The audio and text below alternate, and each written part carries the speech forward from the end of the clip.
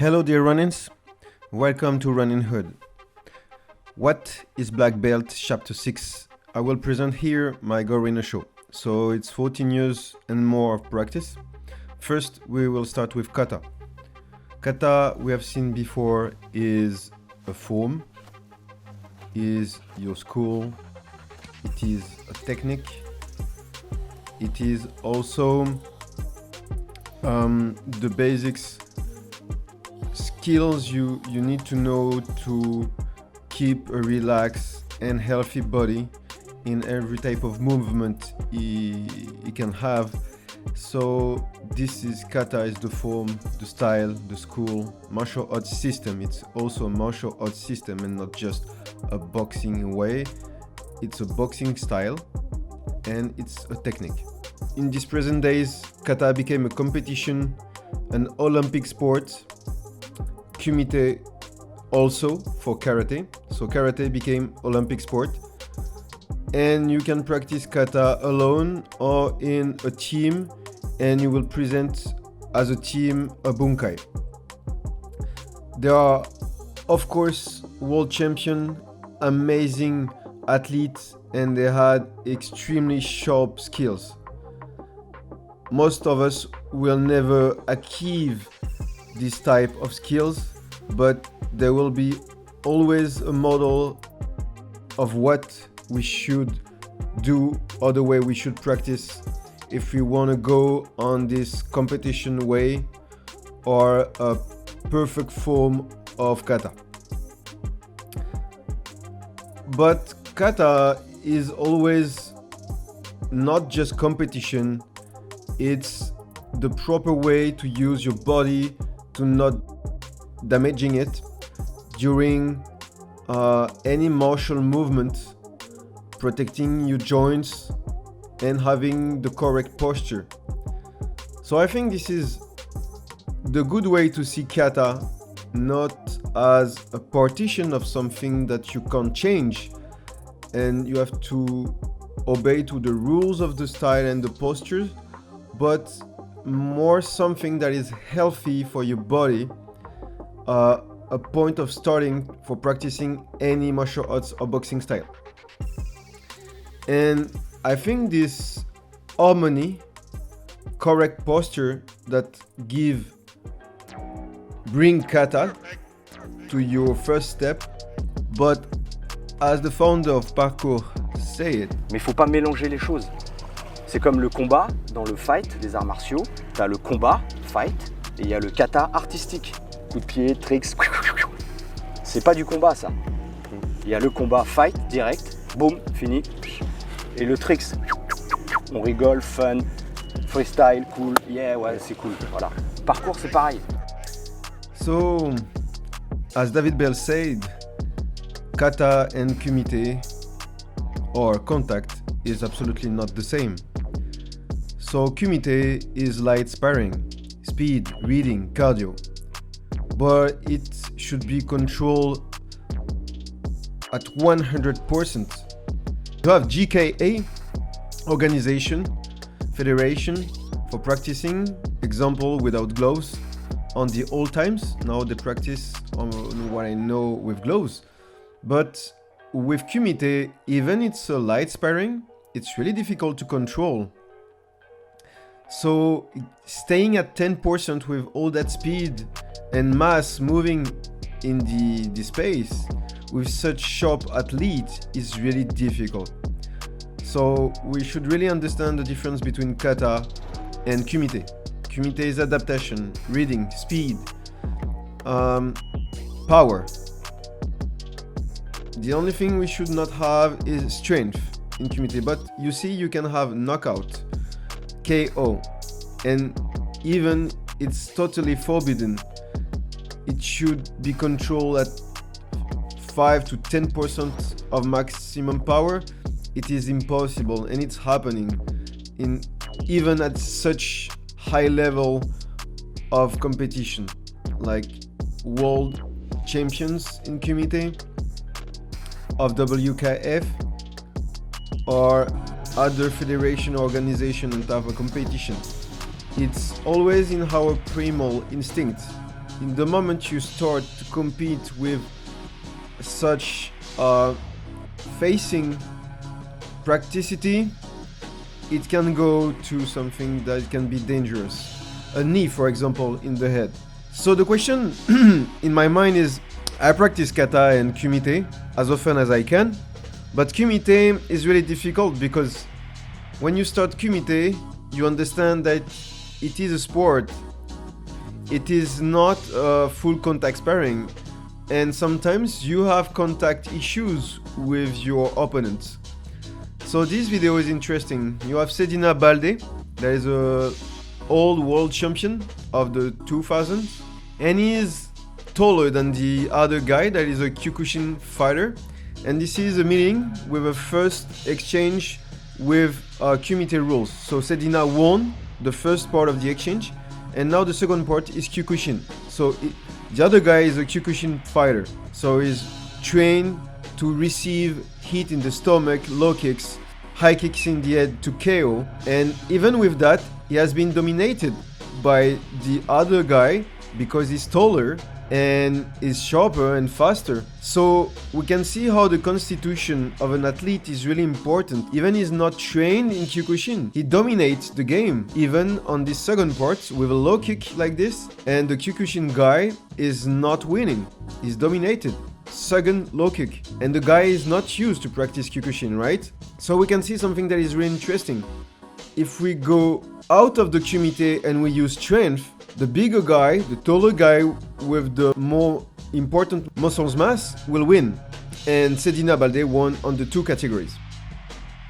So free contact, middle, full contact sparring, physical preparation, body constitution, size, bones density and muscles mass, weight training, mass, pain, reality. So this is my explanation of what is contact and why I try to practice contact as often as I can, because contact is the physical reality of a conflict between two fighters. There we are quitting practitioners, now we are entering in another reality.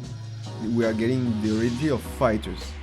And it's really important to understand that there is practitioner, Budo practitioner, and there is fighters.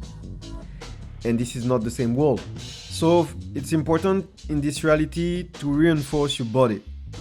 Without that, it's impossible to endure the hits.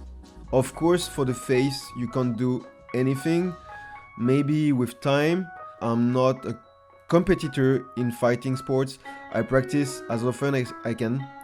Every year with a sparring partner on a light sparring to middle sparring. You have reinforcement for the hands, like old masters, if you want to have real weapons as your hands and kicks and legs.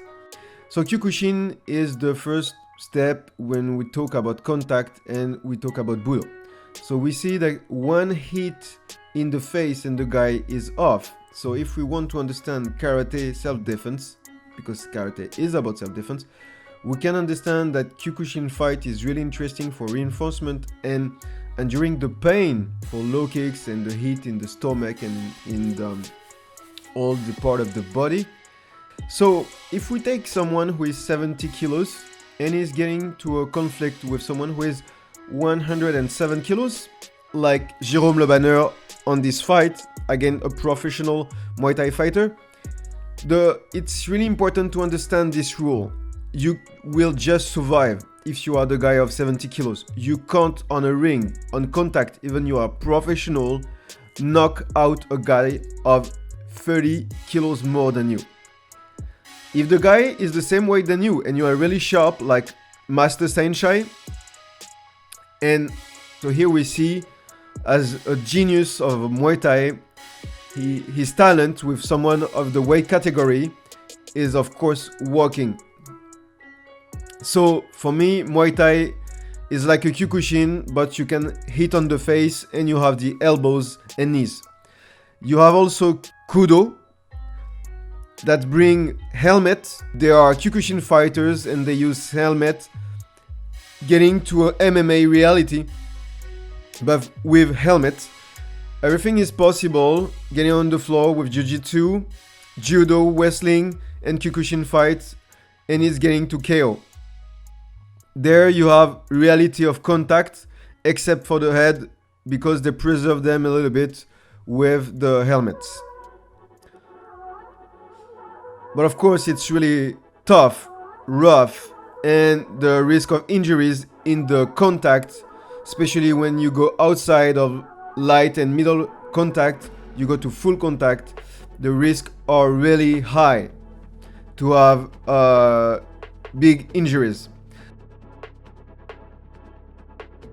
Of course, you got MMA with another black belt fighter here, the awesome, in my opinion, George St. Pierre, that is a Kyokushin fighter on the beginning and went to MMA. And you see how he has to face reality of the free fight using, of course, wrestling, striking, and jiu-jitsu on the floor, and type of knockout that he used, like knees attack and elbows attack. And we see what is working in a duel where almost everything is allowed on striking, wrestling, and jiu-jitsu triangle choke. So all these athletes are the best in the world, and they show me in my preparation which type of thing works or not. But if you're a karate practitioner and you go on the full contact, you need to know for self-defense a little bit, some contact, what is it? With a dojo, a serious dojo of light sparring if you can, middle sparring, or if you have amazing skills or your body constitution is really, really fine, and you have a program of weight training, you can go to full contact sparring. And I think it's really important for understanding self-defense, the purpose of karate. So now self-defense, no rules. Laws of the country, survival situation, mind preparation, one against many, empty hands against weapons, emergency situation, which priority and protocol. C'est tout quoi. C'est pas en apprenant sur de la mousse ou sur des trucs que d'un coup, ou en prenant un petit coup avec un gant de boxe où tu fais ah c'est ça un coup de poing, non un coup de poing avec des os qui te rentrent dans le crâne, ça a rien à voir quoi. Quand t'as ta tête qui te prend un choc et que tu sais plus où t'es, bah, si t'as pas pris un coup de poing dans ta vie, tu peux pas savoir ce que c'est. As David Bell said, without gloves it changed. The first thing changed is to be without gloves. And in a situation that you absolutely don't know, you won't have the good clothes, the good healthy situation. Maybe you will be sick, or you won't see things coming, or they will have weapons. So self-defense is something that is really difficult to master if you want to understand true reality. If there are two against you, talking, paralyzing, and running. That's why I think parkour is really interesting, because it's about running. So you need to know how to run, how to escape from a situation. So this is a military camp where a MMA French champion is getting to an experience of military training on how to escape from a situation, a self-defense situation where the risk is really high to have bad issues. So a major of the military is training the UFC black belt karate and jiu-jitsu champion to this training. This training is made for Foreign Legion, and it's really psychologically really hard training and physically really hard. And he has to endure this type of reality. And I think it was a really interesting video about what can be self-defense in the military point of view, and the way they train, how to escape, because self-defense is about how to escape, is facing, but first is always how to escape. So all this training is really interesting because the guy has to face many opponents, many different type of exercise. Here it's with a knife in the mouth, and he's trying to escape.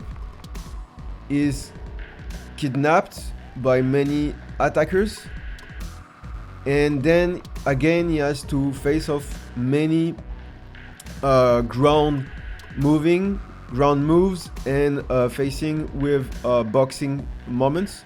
Even is really exhausted. So this is the end of the test, and he will explain what are his impressions. Donc moi je t'ai trouvé très bien, vraiment.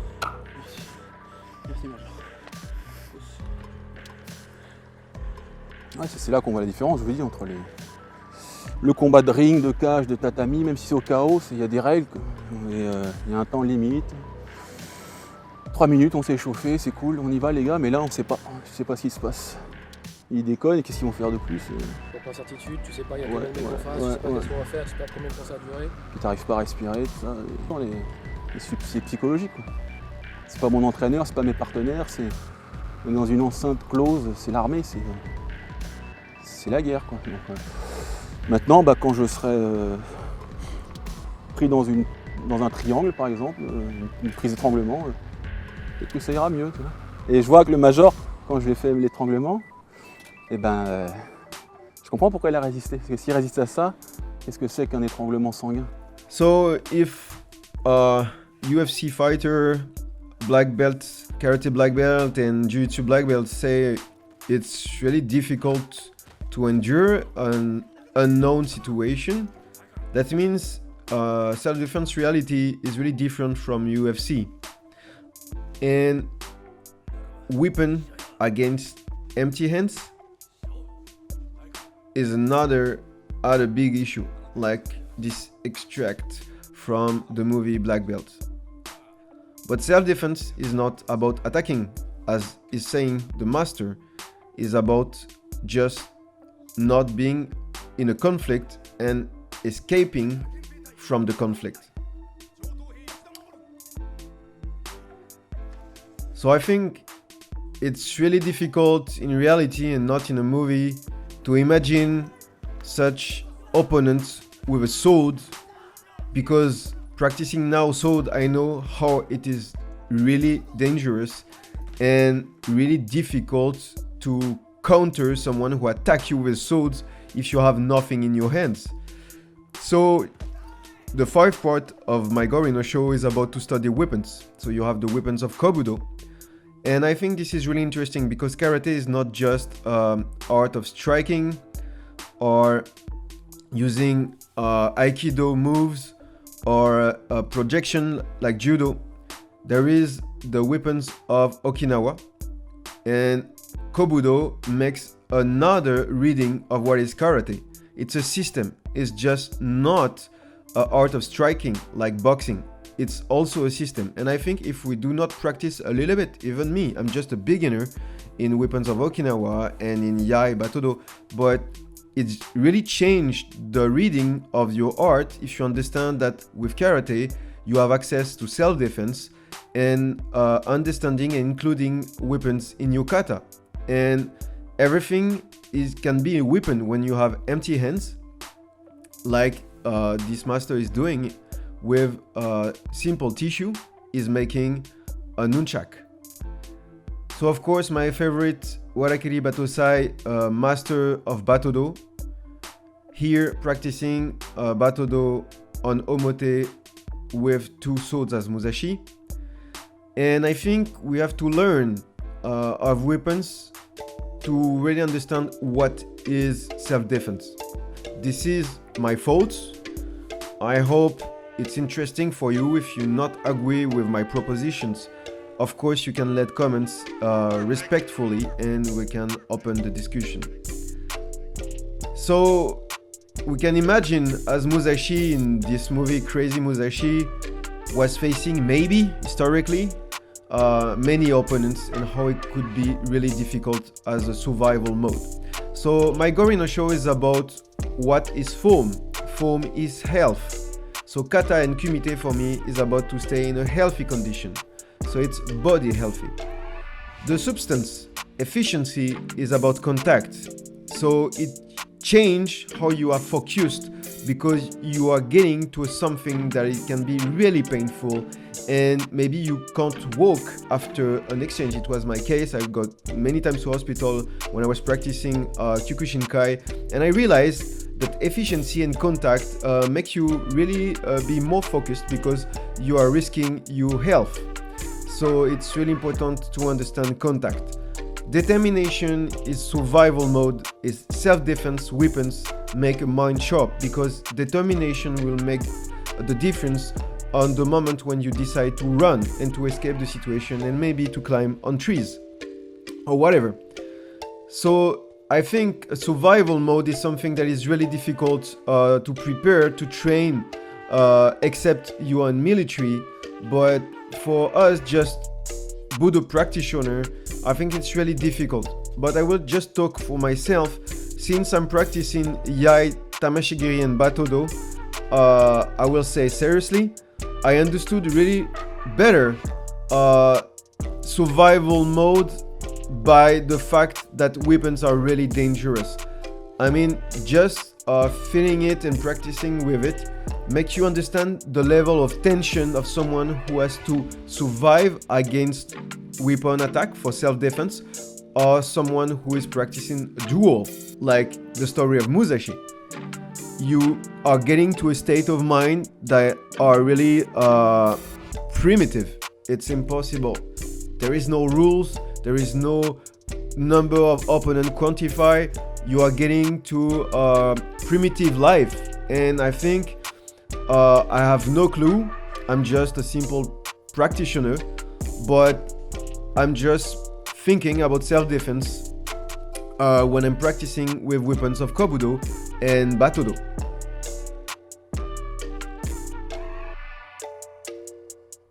On se pose des questions, il y a on a pas mal de doutes sur finalement ce qu'il faut faire, ce qu'il ne faut pas faire. C'est quoi la self-défense, c'est quoi le Penchasilak, c'est quoi le Krav Maga, c'est quoi, enfin, pourquoi le faire, est-ce que c'est utile, est-ce que c'est efficace? Efficace par rapport à quoi? Par rapport à la survie dans la rue?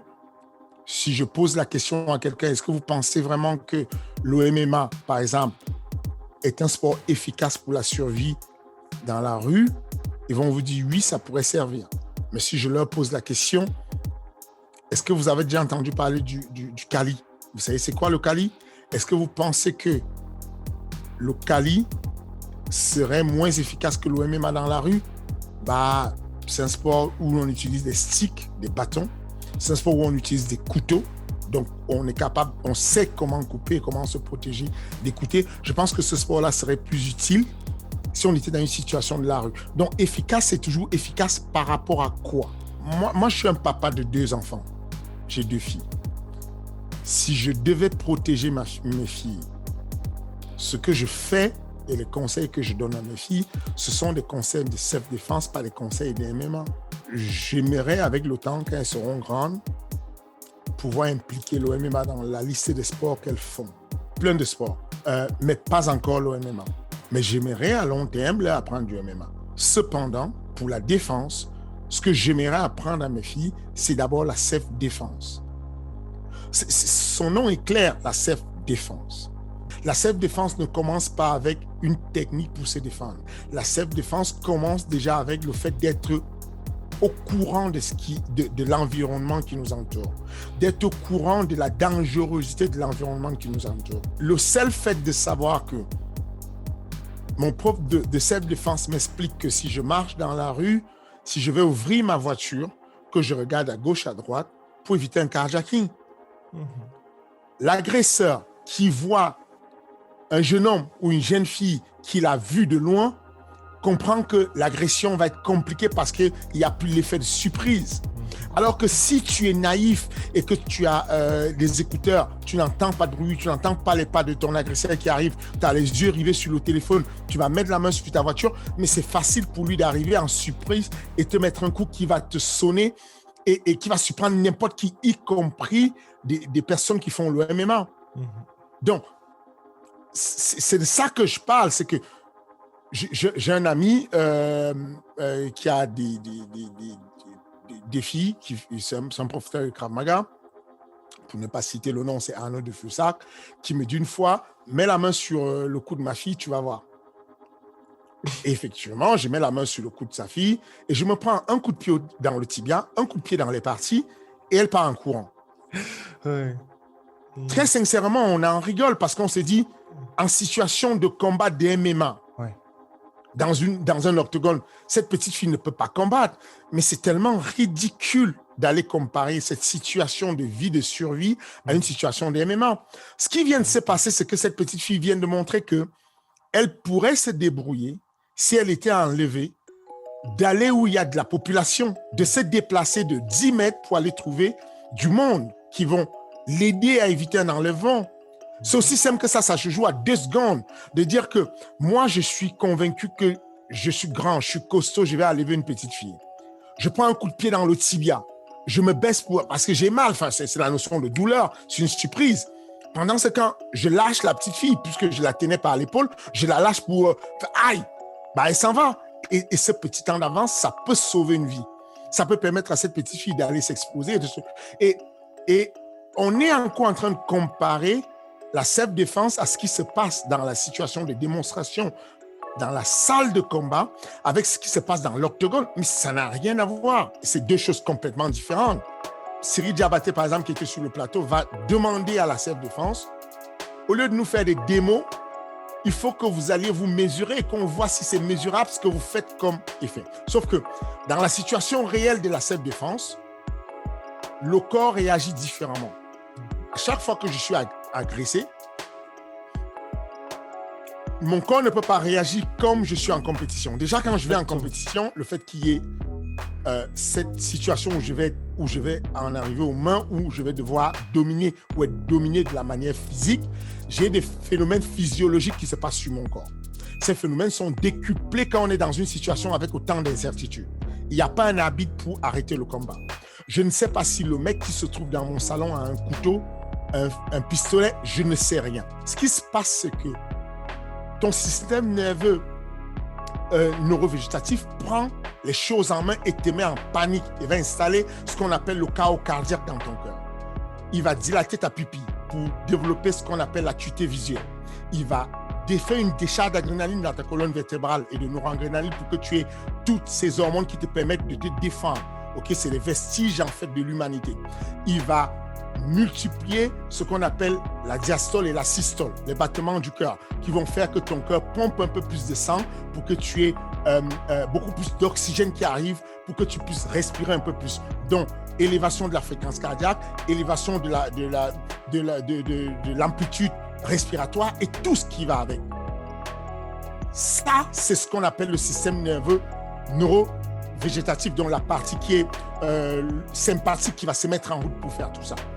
Du coup, tu es dans un état de stress qui n'a rien à voir avec la situation où tu vas en compétition et on te dit tu vas combattre pour 3 rounds de combat. Donc, ce que j'ai envie de répondre à ça, c'est que si vous voulez quantifier les sports, allez mesurer de discipline à discipline. Ça veut dire que si tu veux voir si le Krav Maga est efficace, va faire un combat de Krav Maga où on a le droit de te mettre des coups de coude dans la colonne vertébrale, où on a le droit de te mettre des coups de pied dans les parties, où on a le droit de te mettre les doigts dans les yeux, où on peut tirer tes cheveux, parce que ce truc-là change tout. Tu sais que si tu as un head movement, le mouvement de tête pour esquiver les jabs, si je te tiens les cheveux, tu n'esquives aucun jab, quoi. Enfin, tu es là, ma merci. OK? Donc, mais si tu as des cheveux, ça devient un peu plus compliqué. Je tiens tes vêtements. Tu ne peux pas tenir les vêtements en MMA. Sauf qu'en situation de combat dans la rue, je te tiens les vêtements, tu ne peux plus bouger. Je te tiens d'une main et de l'autre main, je peux te frapper. N'importe qui devient, les armes changent, les règles changent. Je ne suis pas sûr qu'il y ait un combattant de MMA dans le monde qui puisse avoir une espérance de vie de plus de 2 minutes avec un expert de Kali avec couteau sur la planète. Il n'y a aucune chance que ça arrive. Il y a pas... Le mec de Kali, il a été formé pour enlever des vies. C'est d'une efficacité légendaire. Comment veux-tu qu'un mec à qui on a appris de faire des jabs, de faire de la guillotine, de faire le triangle aillent survivre dans ce monde. C'est impossible. J'entends certains dire, c'est honteux d'enseigner à des personnes qui n'ont pas de conditions physiques. C'est horrible d'entendre ça. Entendre ça d'une personne veut dire que la personne n'a pas compris ce qu'on appelle APS, activité physique et sportive. Le but d'une APS, c'est simplement de mettre en activité le métabolisme et qu'on puisse faire du sport, quel que soit ce qu'on fait. Quand je marche, je fais une activité sportive, la marche. Mais c'est du sport, ça. C'est-à-dire que nous ne sommes pas tous des champions du monde. Nous ne sommes pas tous des Ousmane Camaro. Moins de 10% des pratiquants de MMA font de la compétition. Ce que je fais, c'est que sur la base des compétences que l'État français m'a donné de pouvoir comprendre les différents profils, quand on étudie, c'est à ça que c'est les diplômes d'ailleurs, c'est qu'on étudie les profils psychologiques. On étudie les besoins et les adaptations biomécaniques en fonction des tranches d'âge et des publics. Quand je parle quand j'ai un public de 3e âge, je sais que cette personne peut être assujettie à des problèmes de maladies cardiovasculaires. Elle peut avoir de l'ostéoporose. Je vais donner des exercices qui ne vont pas mettre en danger ces 2 secteurs dont je viens de parler. Je ne vais pas toucher l'appareil locomoteur passif. Je ne vais pas monter dans les hautes intensités sur ce qui est de l'adaptation cardiovasculaire. Ces personnes-là, quand elles vont me parler, elles vont me dire « Ah, il fait beau aujourd'hui ». Je vais répondre à la question en répondant « Oui, il fait beau ou il ne fait pas beau ». Parce que ce sont des personnes du 3e âge qui sont retraitées et qui ont besoin de socialiser. Quand je vais parler à un petit jeune qui a plus besoin de jeu, je vais lui mettre des situations ludiques. Et quand je vais parler à un ado qui est à la force de l'âge et qui a l'âge d'or de la vitesse, l'âge d'or de la force, je vais lui développer la force, je vais lui faire du perfectionnement technique. C'est parce qu'on comprend tout ça qu'on peut avoir tous les publics dans les salles de sport. On n'a pas à choisir les publics et sélectionner un public qui est vaillant, qui est capable de faire de la compétition. On doit choisir un public, on doit prendre tous les publics et adapter notre pédagogie au public. Ce n'est pas l'élève qui suit le morphotype du maître, c'est le maître qui s'adapte et apprend à l'élève ce qu'il doit avoir. Avoir une attitude pour défléter, dévier une agression, c'est de la self-défense. Le langage corporel, quand je suis face à toi et que je te parle, toi Guillaume, et que on commence à avoir une discussion où le ton, une dispute où le ton monte, si je lève mon menton, si je serre mes poings, tu comprends qu'on est en situation de conflit. Si je te parle de manière posée, si je monte mes mains en disant attention, je ne veux pas me battre avec toi et que je fais un pas en arrière, c'est un signe qui montre que mon langage corporel montre que je désamorce la guerre. Ça, c'est de la self-défense. L'agresseur a toujours besoin de légitimer son attaque. L'agresseur a besoin de sentir que tu lui donnes la raison d'attaquer. Tant que tu ne lui donnes pas cette occasion d'attaquer, tu es en self-défense. C'est ces méthodes-là qu'on apprend aux gens. Comment éviter à se faire attaquer. Dans un contexte, dans un milieu où ça fait que de parler.